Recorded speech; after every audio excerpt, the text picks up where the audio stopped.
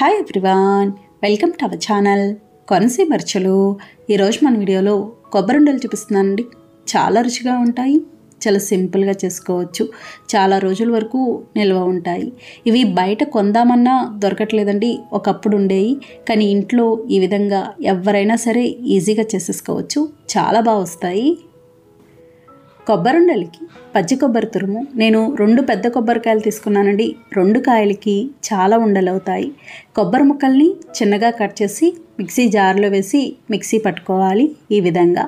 లేదా కొబ్బరి కోరేది ఉంటే కనుక దాంతో అయినా కోరుకోవచ్చు, ఎలా అయినా పర్వాలేదు. ఇప్పుడు ఈ కొబ్బరి తురుముని కొలుచుకుందాం. ఏదైనా కప్పు కానీ గ్లాస్ కానీ తీసుకొని ఇలా కొలుచుకోవాలి.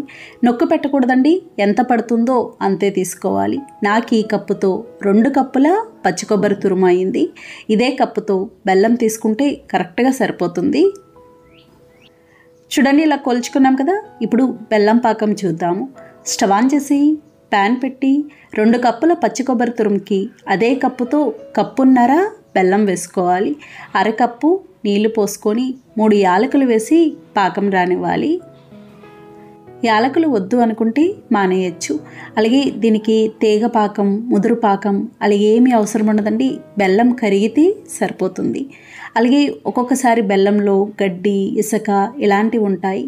ఒకవేళ ఏమన్నా ఉన్నాయి అనుకుంటే ఇలా బెల్లం కరిగిన తర్వాత వడపోసి తీసుకుంటే సరిపోతుంది. చూడండి, బెల్లం ఇలా కరిగి మరుగుతూ మొదలైంది కదా. ఇప్పుడు ఇందులో పచ్చి కొబ్బరి తురుము వేసి కలుపుకోవాలి. మీడియం ఫ్లేమ్లో ఇది దగ్గర పడే వరకు ఉడికించుకోవాలి. ఇది దగ్గర పడేంత వరకు కూడా మంట మాత్రం పెంచకూడదు, మీడియం ఫ్లేమ్లో ఉంటే సరిపోతుంది. మధ్య మధ్యలో కలుపుతూ ఉండాలి. అడుగు అంటకుండా ఉంటుంది, మాడకుండా ఉంటుంది. అలాగే కొబ్బరుండలు చేసేటప్పుడు ఏదైనా మందపాటి గిన్నెలో చేసుకోవాలి, అడుగు అంటకుండా ఉంటుంది. నాన్ స్టిక్ మాత్రం అస్సలు వద్దండి. నాన్ స్టిక్లో చేస్తే అంత రుచి కూడా ఉండదు. ఇలా స్టీల్ కానీ ఇత్తడి కానీ అయితే బాగుంటుంది. చూడండి, కొద్ది కొద్దిగా దగ్గర పడుతుంది. నీరంతా తగ్గి పూర్తిగా దగ్గర పడే వరకు కలుపుతూ ఉండాలి. ఈ కొబ్బరుండలు మా చిన్నతనంలో కిరాణా కొట్టుల్లో దొరికాయండి. ఇప్పుడైతే అసలు దొరకట్లేదు. స్వీట్ షాప్లో అస్సలు ఉండవనుకోండి, కానీ ఈ విధంగా ఇంట్లో చేసి చూడండి, చాలా చాలా బాగుంటాయి. చూడండి, ఇది ఇలా బాగా దగ్గర పడింది కదా. ఇప్పుడు ఒకసారి ఉండ అవుతుందో లేదో చూద్దాము. చేతికి కాస్త నూనె రాసుకొని ఇలా ఉండ అవుతుందో లేదో చూసుకోవాలి. ఇలా ఉండ అయితే గనక స్టవ్ ఆఫ్ చేసుకోవచ్చు. ఒకవేళ అవ్వకపోతే ఇంకాస్త ఉడికించుకోవచ్చు. ఇప్పుడు స్టవ్ ఆఫ్ చేసుకొని ఏదైనా నూనె రాసిన ప్లేట్లోకి వేసుకోవాలి. ప్లేట్కి నూనె రాసుకోవడం వల్ల అంటుకోకుండా ఉంటుంది. ఇది చాలా వేడిగా ఉంటుందండి. 1-2 నిమిషాలు చల్లారిన తర్వాత ఉండలు చేసుకోవచ్చు. 2 నిమిషాలు చల్లారాక చేయి తడి చేసుకొని ఈ విధంగా ఉండలు చేసుకోవాలి. చేయి తడి చేసుకోవడం వల్ల మనకంత కాలకుండా ఉంటుంది. పూర్తిగా చల్లారిపోయింది అనుకోండి, గట్టిపడిపోతుంది. ఇలా ఉండలు రావు, పొడుముగా అయిపోయినట్టు అయిపోతుంది. లేదా ఇలా ఉండలు చేయలేము అనుకుంటే అచ్చులాగైనా పోసేసుకోవచ్చు, అలా అయినా పర్వాలేదు. ముక్కలు కట్ చేసుకుంటే సరిపోతుంది. ముందు ఏదోలా చుట్టేసుకుంటే కొంచెం చల్లారిన తర్వాత మళ్ళీ రౌండ్గా చేసుకోవచ్చు. ఇదే విధంగా అన్ని ఉండలు చేసుకోవాలి. ఎప్పుడైనా కొబ్బరి చెక్కలు ఎక్కువగా ఉన్నప్పుడు ఇలా ఉండలు చేసుకోవచ్చు. ఇవైతే ఎక్కువ రోజులు నిల్వ ఉంటాయి. మనకి చెక్కలు నిల్వ ఉంచుదామన్నా ఉండవు కాబట్టి ఇలా ఉండలు చేసేసుకుంటే సరిపోతుంది. పిల్లలకి స్నాక్స్లో అలా పెట్టడానికి కూడా బాగుంటుంది. ఇంతేనండి, కొబ్బరి ఉండలు తయారైనవి. క్రిస్పీగా చూపిస్తున్నానండి. చాలా రుచిగా ఉంటుంది, చాలా సింపుల్గా చేసుకోవచ్చు. దానికి స్వీట్ కార్న్ 2 పొత్తులు తీసుకున్నానండి. నేను ఈ సైజ్వి 2 తీసుకున్నాను. మనకి ఇది క్వాంటిటీ ఎక్కువే అవుతుంది. దీనికి మామూలు మొక్కజొన్న పొత్తు తీసుకోకూడదు, స్వీట్ కార్నే తీసుకోవాలి. ఇదైతేనే టేస్ట్ బాగుంటుంది. స్వీట్ కార్న్ కానీ మొక్కజొన్న పొత్తు కానీ వలవాలి అనుకున్నప్పుడు ఒక లైన్ ఇలా చాక్తో తీసుకుంటే మిగతాదంతా చాలా ఈజీగా ఒలుచుకోవచ్చు, అస్సలు టైం పట్టదు. చూడండి, గింజలన్నీ ఇలా ఒలుచుకున్నాం కదా. ఇప్పుడు ఇవి ఉడికించుకోవాలి. స్టవ్ ఆన్ చేసి ప్యాన్ పెట్టి నీళ్లు పెట్టుకోవాలి. నీళ్ళకి కొలత ఏముండదు. చూడండి, నీళ్ళు ఇలా మరిగినాయి కదా. నీళ్ళు ఇలా మరిగాక మనం ముందుగా ఒలుచుకున్న స్వీట్ కార్న్ వేసి మీడియం ఫ్లేమ్లో ఉడికించుకోవాలి. ఇవి ఉడకడానికి ఒక 5 నిమిషాలు అలా టైం పడుతుంది. మరీ ఎక్కువసేపు కూడా ఉడికించకూడదు. ఎలా అయినా మనకి స్వీట్ కార్న్ కూడా చాలా త్వరగా ఉడుకుతుంది. చూడండి, గింజలన్నీ ఇలా పైకి తేలి అంటే ఉడికినట్టే. అన్నీ ఇలా పైకి తేలేక ఇంకొక 2-3 నిమిషాలు ఉడికించుకొని స్టవ్ ఆఫ్ చేసుకోవచ్చు.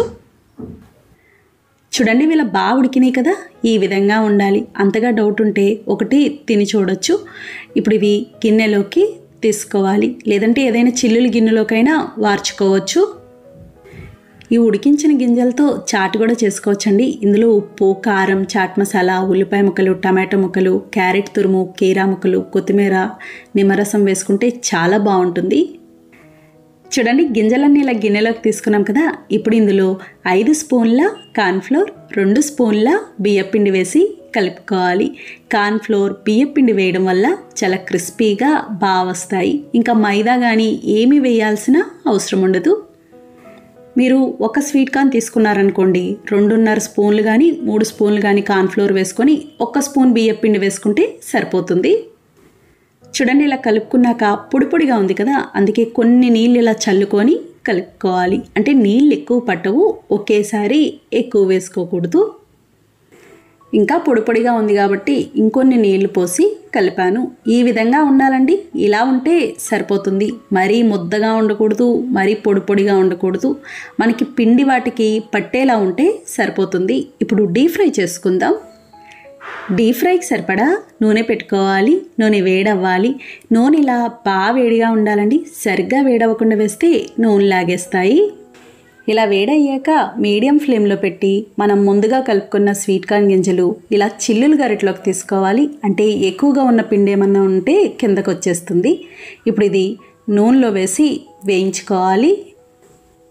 చూడండి, నూనె ఎంత వేడిగా ఉండాలి. ఇలా వేడిగా ఉన్నప్పుడు వేశారనుకోండి, క్రిస్పీగా వేగుతాయి, నూనె లాగవు. అలాగే వేసిన వెంటనే కదపకూడదు. ఇవి కొంచెం వేగాక అటు ఇటు కలుపుతూ ఎర్రగా వచ్చే వరకు వేయించుకోవాలి. నూనె కూడా ప్యాన్కి పైకి వచ్చే వరకు తీసుకోకూడదు. అలా తీసుకున్నారనుకోండి పైకి పొంగిపోతుంది. చూడండి, వీళ్ళ బాగా వేగినాయి కదా, రంగు మారినాయి, నూనె కూడా నొరగ తగ్గింది. ఈ విధంగా వేగాలి. ఇలా ఉంటే బాగా క్రిస్పీగా ఉండి బాగుంటాయి. ఇప్పుడు ఇవి గిన్నెలోకి తీసుకోవాలి. మీరు కావాలి అనుకుంటే టిష్యూ పేపర్లో కూడా తీసుకోవచ్చు. చూడండి, నూనె ఎక్కడా పాడవదు. చాలామందికి స్వీట్ కార్న్ చేసేటప్పుడు నూనె అంతా పిండి పిండిగా ఉన్నట్టు ఉంటుంది. ఈ విధంగా కనుక కలుపుకుంటే మీకు నూనె అస్సలు పాడవదు. ఇదే విధంగా మిగతా గింజలన్నీ వేయించుకోవాలి. ఇంకొక వాయి వేసేటప్పుడు మళ్ళీ నూనె కాస్త వేడయ్యాక వేసుకోవాలి. అదే మీరు ఒక స్వీట్ కార్న్ తీసుకున్నారనుకోండి, ఒక వాయికి సరిపోతుంది. ఇలా 2 వాయిలు అవసరం ఉండదు. చూడండి, ఇవి కూడా ఇలా వేగినాయి కదా. ఇప్పుడు ఇవి గిన్నెలోకి తీసుకోవాలి. అలాగే క్రిస్పీ కార్న్ చేసేటప్పుడు చాలామందికి పేలుతుందేమో అన్న భయం ఉంటుంది. అస్సలు పేలదు, మీకు ఆ భయమే అవసరం ఉండదు. చూడండి, ఎంత చక్కగా ఉన్నాయో చూస్తేనే అర్థమవుతుంది కదా, క్రిస్పీగా ఉన్నట్టు. ఇప్పుడు ఇందులో తగినంత ఉప్పు, 1/2 స్పూన్ కారం, 1/2 స్పూన్ చాట్ మసాలా వేసి కలుపుకోవాలి. ఇంకా గరం మసాలా అలా ఏమీ అవసరం ఉండదు. అలాగే ఉప్పు ఎక్కువ పట్టదు, చూసి వేసుకోవాలి. మనం స్వీట్ కార్న్ ఉడికించేటప్పుడు కానీ పిండి కలిపేటప్పుడు కానీ ఎక్కడా ఉప్పు వేయలేదు, అవసరం ఉండదండి. ఇప్పుడు వేసుకుంటే సరిపోతుంది. ఇలా బాగా కలుపుకున్నాక చిన్నగా కట్ చేసిన ఉల్లిపాయ ముక్కలు, మీడియం సైజు ఉల్లిపాయ 1, చిన్నగా కట్ చేసిన కొత్తిమీర, కొద్దిగా నిమ్మరసం వేసి కలుపుకోవాలి. అలాగే మన ఛానల్లో స్వీట్ కార్న్ గుంట పొంగనాలు కూడా ఉన్నాయండి. ఆ స్నాక్ కూడా చాలా బాగుంటుంది. లింక్ ఇస్తాను, కావాలి అనుకుంటే చూడండి. చూడండి, ఇలా బాగా కలుపుకున్నాం కదా. ఇంతేనండి, క్రిస్పీ కార్న్ తయారైంది. చాలా చాలా బాగుంటుంది.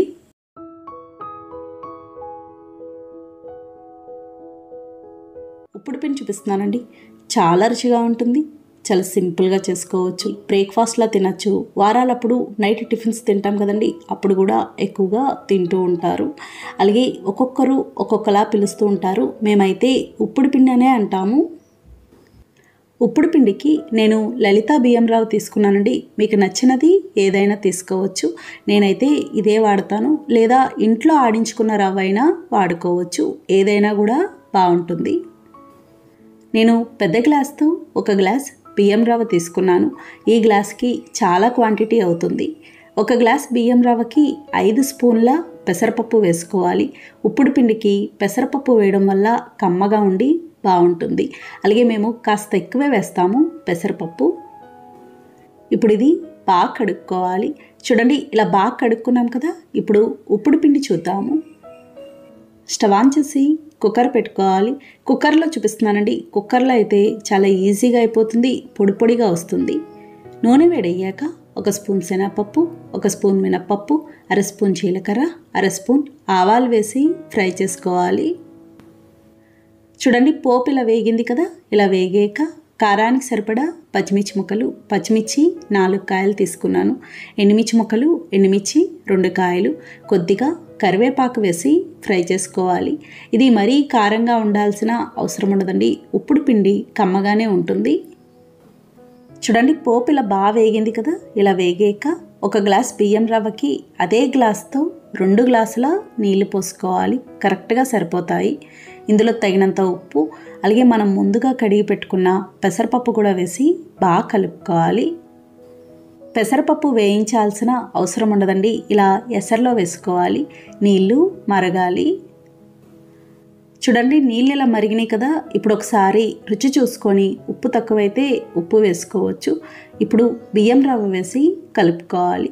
ఇలా బాగా కలిపి కుక్కర్ మూత పెట్టేసి హై ఫ్లేమ్లో 2 విజిల్స్ రానివ్వాలి.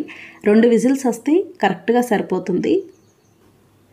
అలాగే కొంతమంది ఇంగువ కూడా వేసుకుంటారంటండి. మేమైతే వేయము.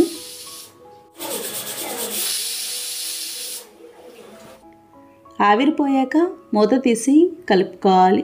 ఇప్పుడు ఇది బాగా కలుపుకోవాలి. చూడండి, ఎంత చక్కగా ఉడికిందో, పొడి పొల్లాడుతూ వచ్చింది. ఉప్పుడు పిండి ఇలా పొడి పొడిగా ఉంటే బాగుంటుంది. కుక్కర్లో కాబట్టి ఇలా త్వరగా అయిపోయింది, పొడిగా వచ్చింది. అదే విడిగా అయితే ఉడకడానికి టైం పడుతుంది, అడుగంటుకుంటుంది. ఇంతేనండి, ఉప్పుడు పిండి తయారైంది. చాలా చాలా బాగుంటుంది.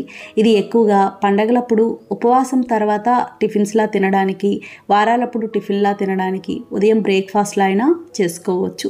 ఈ బియ్యం రవ్వతో చాలా రకాల టిఫిన్స్ చేసుకోవచ్చు. ఇందులో ఇలా గుల్లశనగపప్పు పొడి, అదే పుట్నాల పొడి ఉంటుంది కదండి, అది ఆవకాయ వేసుకొని కలుపుకొని తింటే చాలా బాగుంటుంది. ఇలా ఒకసారి ట్రై చేసి చూడండి, అందరికీ నచ్చుతుంది. ఇది కొత్త ఆవకాయ అండి, మొన్నే పెట్టాను. చూసారు కదా ఫ్రెండ్స్, చాలా సులభంగా తయారు చేసుకున్నాం.